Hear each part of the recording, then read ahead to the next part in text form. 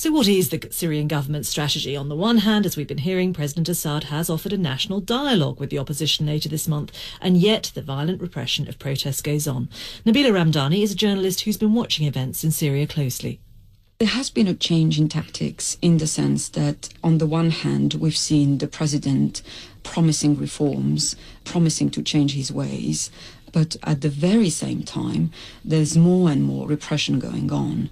His promises are not credible, and the clear test for the regime is whether or not, at the end of the day, President Bashar al-Assad is going to allow peaceful demonstrations to carry on. But then how much credibility will there be to this dialogue? Will people be willing to take part in it? It's perceived as being not credible at all. We've seen how intellectuals mainly were asked to interact with the government, so he was very much targeting and speaking to the middle classes as opposed to the people at the grassroots of the movement, which are, of course, the more vulnerable people, the working classes.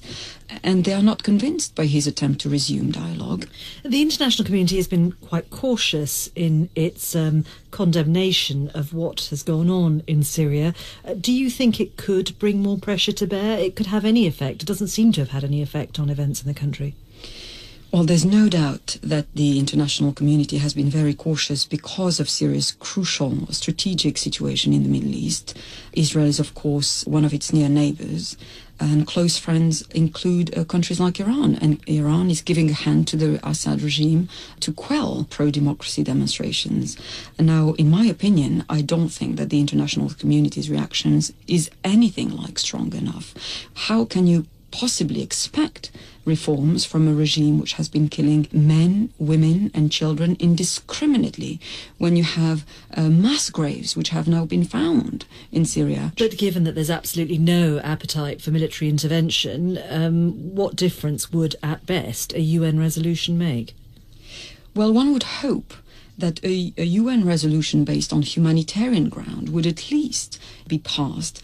Clearly there's a need for UN humanitarian teams to be sent on the ground. One would hope that UN peacekeeping forces would be sent on the ground to put an immediate end to the current bloodbath.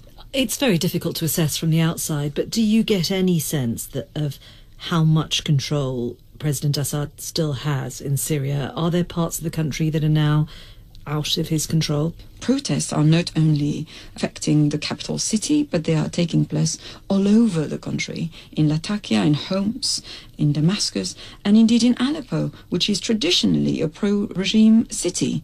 Clearly, the regime is not in control anymore of what's going on. Nabila Ramdani.